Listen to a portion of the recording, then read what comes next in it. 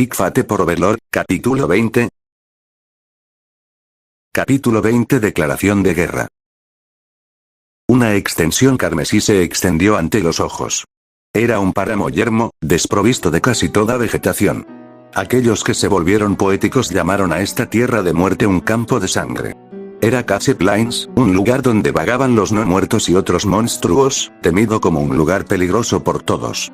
Lo más temible era la fina niebla que envolvía a sus monstruos sin importar la hora del día. Esta niebla produjo reacciones débiles de muertos vivientes. Por sí misma, la niebla no hizo nada a los seres vivos. No consumió energía vital ni infligió daño. Sin embargo, debido a que la niebla se registró como una criatura no muerta para los hechizos, negó los intentos de detectar seres no muertos y, como resultado, muchos aventureros habían sido emboscados por no muertos mientras estaban dentro de ella. Sin embargo, esa niebla estaba ausente ahora. La visibilidad era excelente y se podía ver un largo camino. Era como si la Tierra estuviera dando la bienvenida a los combatientes de la próxima guerra en sí misma como futuros no muertos. Los muertos vivientes se habían dispersado con la niebla y no se podía ver a ninguno de ellos. Un trecho de tierra silencioso y sin vida se extendía ante ellos. Torres derrumbadas, construidas hace cientos de años, sobresalían de la tierra como lápidas dispersas. Por supuesto, ninguno de ellos estaba intacto. Las torres tenían originalmente 6 pisos de altura, pero todo lo que estaba por encima del tercer piso se había derrumbado y los escombros estaban por todas partes. Quedaron menos de la mitad de los muros gruesos. La causa no fue tanto la erosión del tiempo y el viento como las batallas entre monstruos. Escenas como estas existían justo al lado de llanuras normales cubiertas de hierba, claramente delimitadas por una línea invisible. Por eso se llamó a Castle Plains una tierra maldita. El sol brillaba sobre la tierra que no había visto su luz durante casi un año. Como para mirar hacia abajo a esta tierra impía, una vasta estructura se cernía sobre ella desde el otro lado de la frontera, el mundo de los vivos.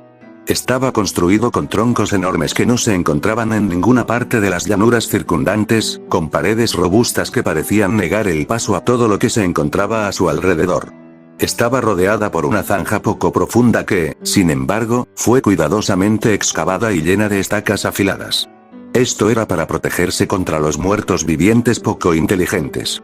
Al otro lado de la zanja ondeaban innumerables banderas. De estos, los más numerosos eran las banderas del imperio, que llevaban la insignia del imperio Baharut. Eso era de esperar. Después de todo, este edificio, esta fortaleza, era la base de la guarnición de Castle Plains del ejército imperial.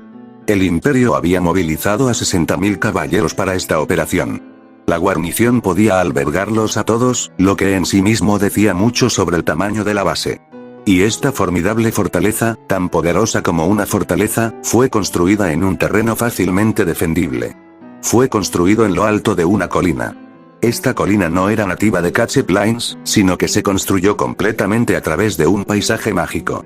Incluso el imperio Baharut, que había adoptado una estrategia nacional para aumentar el número de sus lanzadores de magia, no pudo completar un trabajo como este en poco tiempo.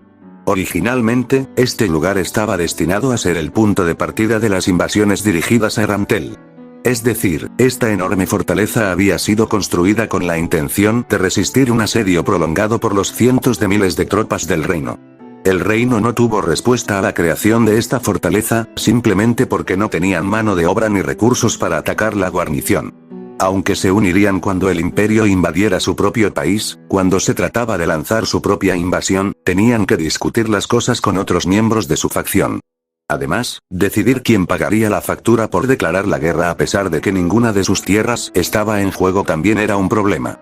Al final, ninguno de los nobles se molestaría a menos que estuvieran en la línea de fuego. 3 hipogrifos volaron en los cielos sobre esa enorme fortaleza. Comenzaron con una amplia órbita aérea, seguida de un lento descenso. Cualquier caballero sabría que este era el descenso ceremonial de la Guardia Aérea Real, tropas bajo el mando directo del emperador, lo que significaba que un emisario del imperio estaba a punto de aterrizar. En la superficie, había alrededor de 10 caballeros montados en una formación circular, cada uno levantando la bandera imperial. Este fue un saludo de regreso desde el suelo, la ceremonia de bienvenida a un emisario imperial. Los grifos aterrizaron en el centro del círculo, y la precisión del aterrizaje fue una prueba de las habilidades de los jinetes, pero los tres pasaron con gran éxito, lo que demostró la excelencia de su habilidad. Después de aterrizar, los emisarios imperiales montados en los hipogrifos se rebelaron. Aunque a estos caballeros se les otorgó el honor de realizar deberes ceremoniales, se sorprendieron tanto que las banderas que sostenían ondearon. La razón de su breve pánico fue el hombre que estaba vestido de una manera completamente diferente a las otras dos personas que lo acompañaban. Una vez que se quitó el casco y reveló sus hermosos rasgos, todos supieron de inmediato quién era. El viento agitaba levemente su cabello rubio y sus ojos eran tan azules como el mar. Su boca, que sugería una voluntad de hierro, estaba bien cerrada. Era la imagen del perfecto caballero. No había ningún caballero que no supiera quién era este hombre. Más importante aún, no había nadie que no supiera acerca de la armadura de placas completa que llevaba. Estaba hecho de adamantita de metal raro y además estaba encantado con una poderosa magia.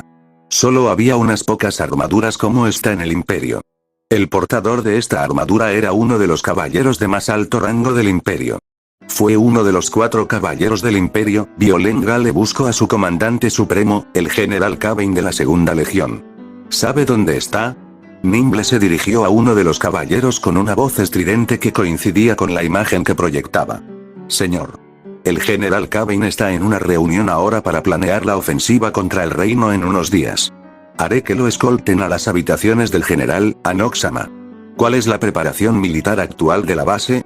Preguntó Nimble mientras seguía a los guardias que lo escoltaban hasta su oficial al mando. No estoy seguro de la preparación militar exacta, que es algo que solo el oficial de alto rango podría decirle. Según tengo entendido, estamos listos para montar un ataque o responder con un contraataque en cualquier momento. Nimble asintió felizmente ante la noticia que estaba escuchando. Era de esperar que las fuerzas armadas del Imperio Baarut estuvieran siempre en alerta máxima, ya que no eran como muchas otras naciones que dependían en gran medida de los reclutas como una parte importante de sus fuerzas armadas. El ejército del imperio era una fuerza puramente voluntaria llena de hombres y mujeres altamente entrenados y disciplinados. Los caballeros llevaron a Nimble a una lujosa tienda. Fue allí que el dueño de la tienda regresó en compañía de numerosos guardias. Era un anciano cuyo cabello era completamente blanco y tenía un aire digno. Aunque estaba armado como todos los demás caballeros, daba una impresión completamente diferente a la de ellos.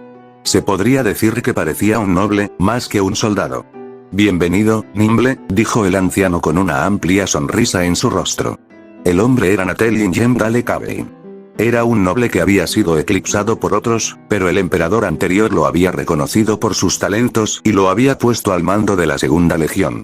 Aunque no poseía valor marcial como persona, era famoso por su capacidad de mando, y los rumores decían que nunca había perdido una batalla.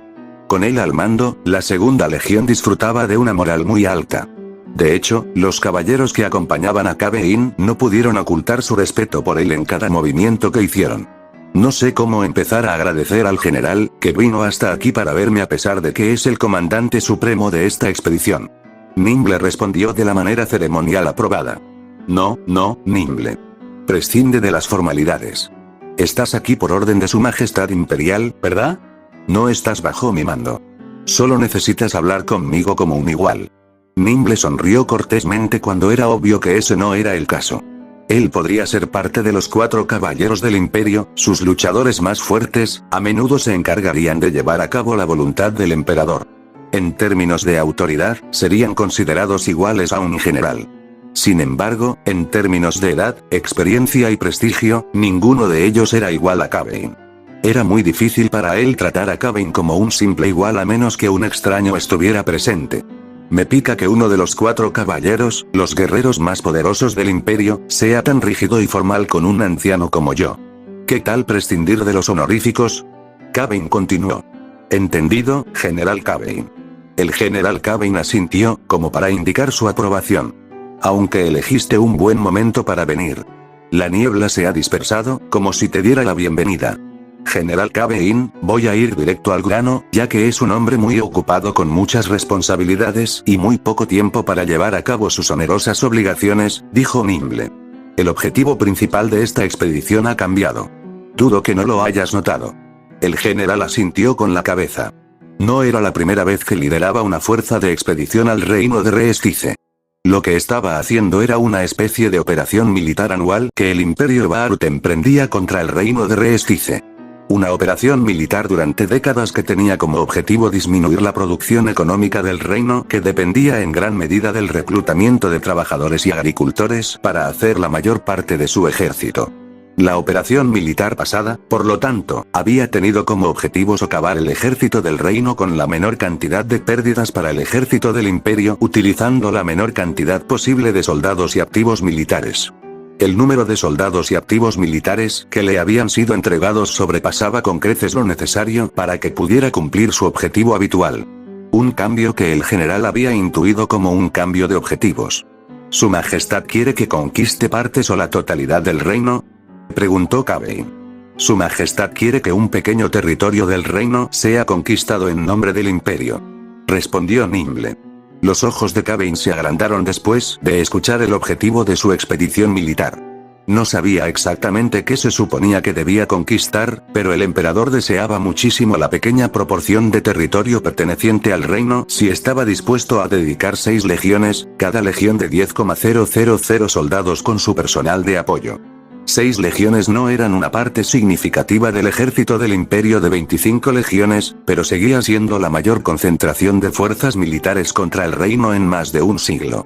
El general se cruzó de brazos y cerró los ojos mientras procesaba la información. Eso fue solo por un breve periodo. Entiendo. Si este es el deseo de Su Majestad Imperial, entonces lo llevaré a cabo. Lo que pido es que se me revele por qué se están dedicando tantas vidas y recursos militares a la captura de este objetivo. Debo saber qué decirles a mis soldados para justificar si están utilizando sus vidas. Su Majestad me ha dado permiso para la divulgación completa, dijo Nimble mientras asentía con la cabeza a la solicitud de Kavein. Les advierto que esta información es un secreto de Estado, que justifica cadena perpetua o ejecución si se filtra. Nimble miró cuidadosamente a los ojos de Kavein para hacerle saber lo importante que era la información.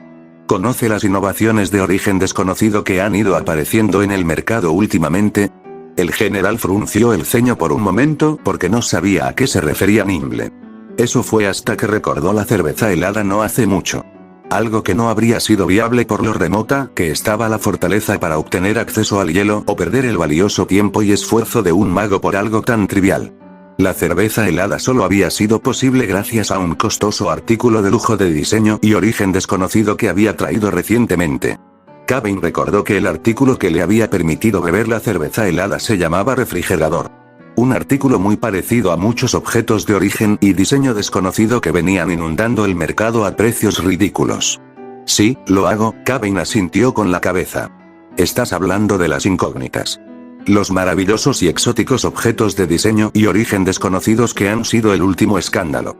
Nadie sabe cómo están hechos ni de dónde vienen. Solo que es ridículamente caro. ¿Estás sugiriendo que Su Majestad sabe quién y dónde se producen estos objetos? Nimble guardó silencio.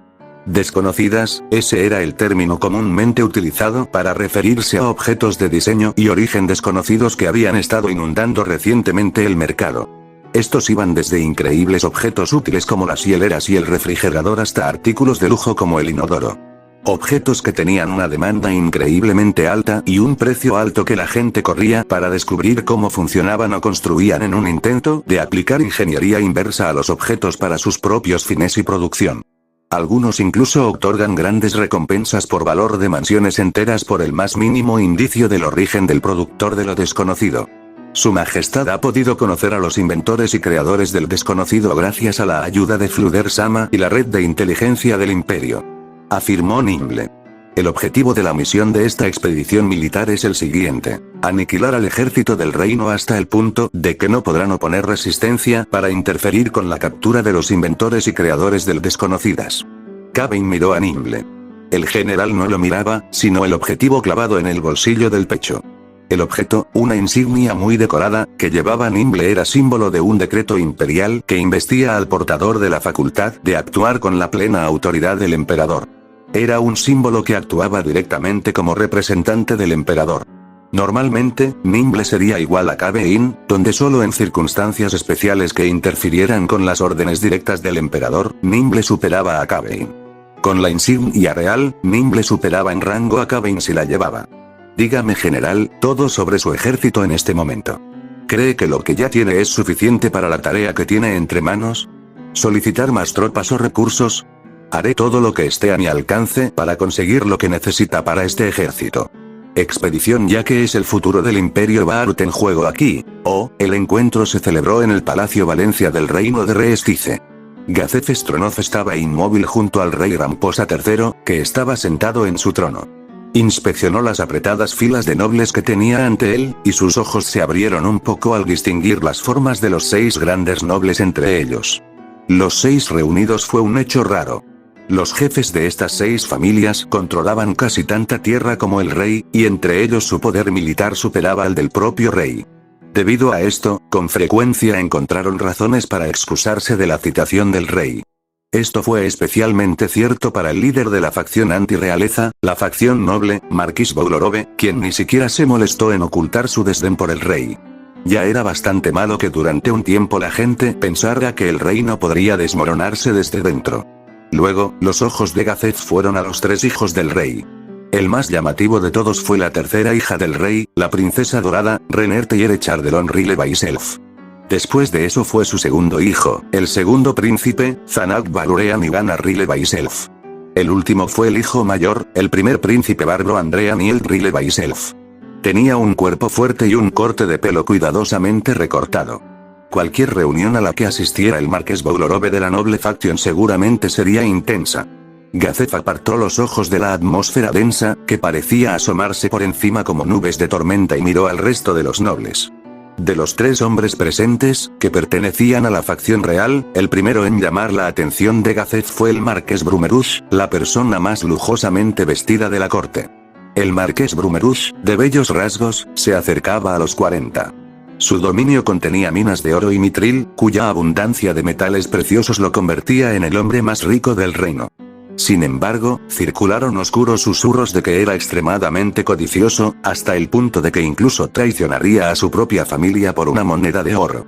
También hubo rumores de que había traicionado al reino y estaba vendiendo información al imperio. Sin embargo, debido a la falta de pruebas concretas, no se pudo hacer nada al respecto.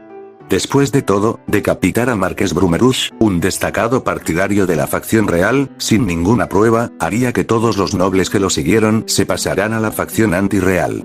Si estuviera al tanto de este hecho y lo aprovechó para seguir vendiendo información, entonces realmente sería la persona más despreciable presente. A continuación, los ojos de Gazef se volvieron hacia el más joven y guapo de los grandes nobles, el marqués Pespella. Estaba casado con la hija mayor del rey y se convirtió en cabeza de familia al mismo tiempo que se casó. Aunque se sabía poco sobre sus habilidades y personalidad, su padre poseía una personalidad excelente y era un hombre competente, por lo que Gazef sintió que el joven Pespella podría seguir a su siré. En contraste, el mayor de los 6 nobles era el margrave Urobarna. Su cabello era blanco, y le quedaba tan poco que bien podría no haberlo tenido. Aunque su cuerpo y miembros parecían madera nudosa, aún conservaba la seriedad que se esperaba de un anciano. Urobarna fue el más persuasivo de los grandes nobles. En contra de ellos estaban los 3 miembros de la noble facción. Primero fue el núcleo de la facción noble, el marqués Boulorove, que controlaba la mayor parte del territorio entre los grandes nobles. Su rostro estaba lleno de cicatrices, un señor que parecía un guerrero. Como ya tenía 50 y tantos años, su cuerpo, una vez robusto, que había sido perfeccionado a través de un entrenamiento implacable, era poco más que un recuerdo del pasado, pero su voz y la mirada de depredador hicieron que la gente pensara que debía haber más, que un poco de su yo guerrero se fue en él. Aunque él, como guerrero, había perdido gran parte de su fuerza con la edad, como comandante, era mejor comandante que incluso Gazef, lo que lo hacía tan indispensable para el reino como el capitán de la Guardia Real. Junto a Boulorove estaba el conde Riton. Era un hombre cuya apariencia recordaba la imagen de un zorro y uno de los miembros de menor rango de los 6. Como tal, recurrió a formas y medios para elevar su estatus. Sin embargo, su personalidad de no preocuparse por el sufrimiento de los demás, si eso significaba que podía expandir su poder, no fue bien recibida por otros nobles.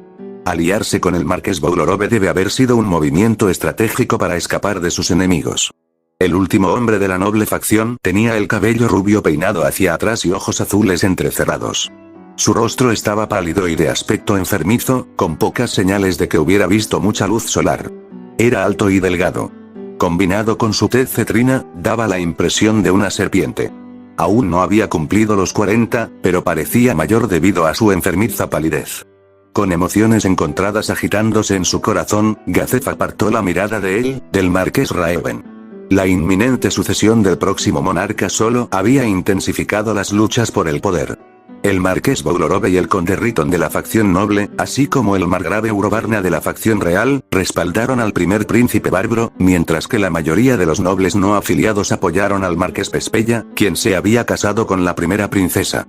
Raeven estaba del lado del segundo príncipe Zanak, mientras que el marqués Brumerush no parecía preocupado por cuestiones de sucesión. Por todas estas razones, el rey se sentó en su trono sin hacer un escándalo. Si señalaba con el dedo a alguien, existía el peligro de que estallara una guerra civil. Hasta hace poco, Gazef no tenía opinión sobre quién debería convertirse en el próximo rey. Pero ahora, su corazón se inclinaba hacia Zanak. O eso, o la princesa Renner como un caballo oscuro, pero el reino, en toda su larga historia, nunca había sido gobernado por una reina, por lo que probablemente eso estaba fuera de discusión. Ahora bien, comencemos. El tono del rey parecía un poco diferente de lo habitual. Aquellos con oídos sensibles podrían haber adivinado el motivo de la reunión de hoy y mostrarlo con curiosa sospecha. Lea la proclamación entregada por el emisario imperial. De acuerdo con las órdenes del rey, los vasallos que lo flanqueaban a ambos lados comenzaron a leer el contenido del pergamino. Tenía mucho lenguaje florido y oficial que normalmente se asociaba con declaraciones oficiales. Simplemente, los contenidos traducidos a: el imperio Baarut exige que el reino Reestice entregue pacíficamente el área conocida como Carne Village, que es legítimamente propiedad y reclamada por el imperio. Si el reino no cumple con esta demanda, el imperio utilizará la fuerza militar para retomar lo que es legítimamente su propio territorio. Esta será una guerra justa, luchada para poner fin a la ocupación injusta. Después de que se leyeron los contenidos, la sala estalló en una discusión. Para los que no saben, dijo el rey. Carne Village es una pequeña aldea agrícola en una zona muy disputada que se encuentra en las fronteras de nuestro reino y el imperio. Esto no tiene absolutamente ningún sentido. ¿Por qué el imperio comprometería 6 legiones para una sola aldea? La fuerza militar más grande enviada por el imperio en más de un siglo. El imperio no pudo encontrar una justificación de guerra adecuada esta vez, así que se desesperaron e hicieron esta débil afirmación. El estruendoso grito del marqués Boglorove resonó por todo el pasillo. Su formidable presencia, un testimonio de su antigua gloria como guerrero, pareció dar valor a los otros nobles, y ellos respondieron a su grito con su propia aprobación. Aunque se ha retrasado, ¿no es esta la misma vieja invasión imperial que anuncian todos los años? Siempre encuentran alguna razón estúpida para declarar la guerra, así que esta vez, realmente deben estar raspando el fondo del barril para vomitar esto. Aldea agrícola. Las palabras del conde Riton fueron seguidas por la risa burlona de los nobles reunidos. Sin embargo, el conde volvió sus ojos de zorro, llenos de desdén, hacia Gazef. Creo que hemos oído hablar de esta aldea antes, ¿no es así, oh capitán de la Guardia Real Stronov? De hecho, ahí es donde luché contra los miembros de las Escrituras de la Luz del Sol en las afueras de Errantel, hace varios meses. Respondió Gazef. El informe fue increíble. Afirmas que un solo hombre luchó contra la Escritura de la Luz del Sol. Un hombre que, según dices, también era miembro de la Escritura Negra. ¿Por qué los miembros de la teocracia Slane pelearían entre sí? También afirmaste que todos los aldeanos y los soldados que habían muerto volvieron a la vida. Tal afirmación es imposible. Ni siquiera los sacerdotes más hábiles podrían usar la resurrección de docenas de personas en rápida sucesión. Lo que informó es una historia para justificar cómo se vieron obligados a correr con el rabo entre las piernas. El conde Riton se rió burlonamente. La risa desdeñosa de los nobles se podía escuchar por todos lados, pero nadie la detuvo, porque Gazef, quien nació plebeyo, era odiado por muchos miembros de la facción noble. Si hubiera sido un miembro de la facción real, el rey habría intervenido, pero como el conde Riton pertenecía a la oposición, el rey solo pudo fruncir el ceño. Justo cuando la corte estaba a punto de entrar en disputas, una voz de ayuda sonó del lado de Riton.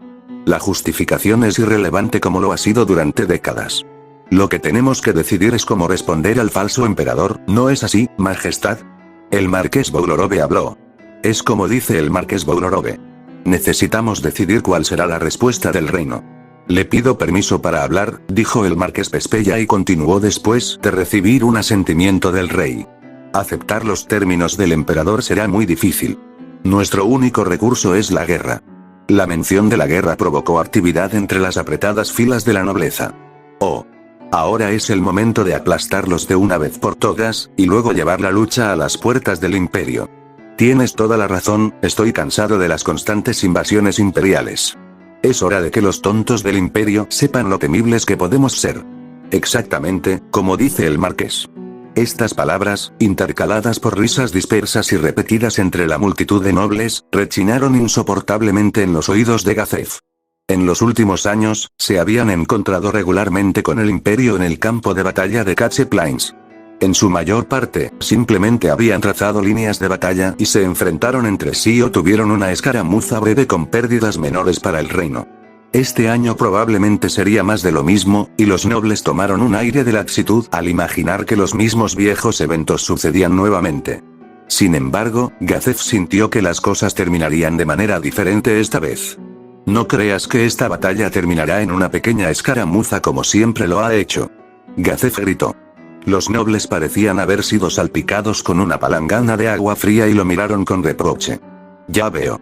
¿Esto es lo que cree nuestro capitán de la Guardia Real? ¿Puede darnos una razón para eso?, preguntó el rey. Sí, su majestad, eso es. Gazef repentinamente hizo que la imagen de cierta persona hiciera sonar las alarmas en su corazón. Es decir, es por Shirou Emiya. La habitación quedó en silencio. A pesar de su desdén o apatía por los plebeyos, ninguno de los nobles podía ignorar a alguien como Shirou Emiya.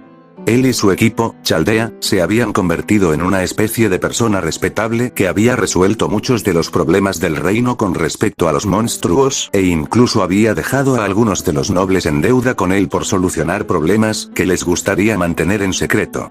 ¿Qué tiene que ver Shirou Emiya con esta discusión?, un noble preguntó y muchos otros nobles también asintieron con la cabeza mientras buscaban más información. Eso se debe a que se dice que la ciudad natal de Shirou Emiya es Carne Village, dijo el rey. Su majestad, ¿está diciendo que Carne Village tiene una gran importancia porque es la ciudad natal de Shirou Emiya? Sí, asintió Gazef. Creo que dado que Shirou tiene un apego emocional a su ciudad natal, puede usarse como palanca en su contra. Es un secreto a voces que conoce los secretos de muchos en esta habitación. No ha revelado ninguno de esos secretos hasta ahora. Toma en serio los juramentos de secreto, pero eso podría cambiar si su ciudad natal es utilizada como rehén. Muchos de los nobles se estremecieron. Algunos de ellos tenían esqueletos en lo más cercano que podrían dañarlos a ellos o a sus familias sin posibilidad de reparación o tomar un tiempo increíblemente largo para recuperarse.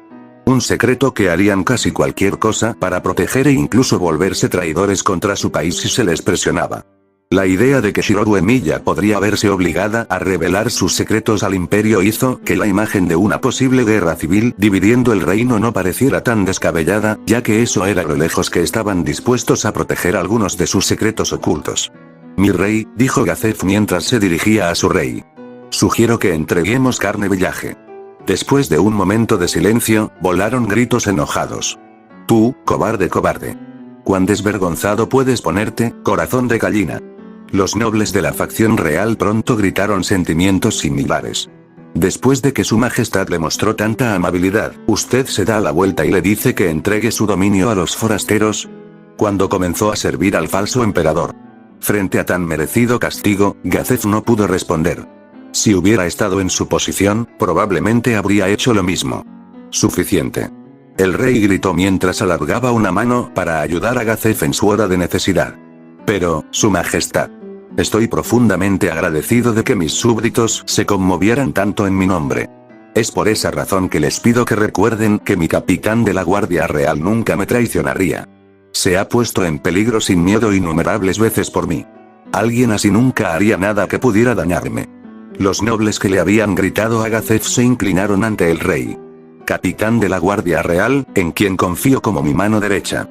Incluso si eres tú quien presenta esa propuesta, no puedo estar de acuerdo. Renunciar al dominio de uno sin luchar no es propio de un gobernante. Tal acto no puede ser permitido por el bien de quienes viven en él. Arruinaría sus vidas pacíficas, continuó el rey. Debe haber una razón por la que presentaste tu idea. Dime qué te llevó a hacer tal sugerencia. Estoy sugiriendo que reubiquemos a las personas con las que Shirou tiene vínculos emocionales.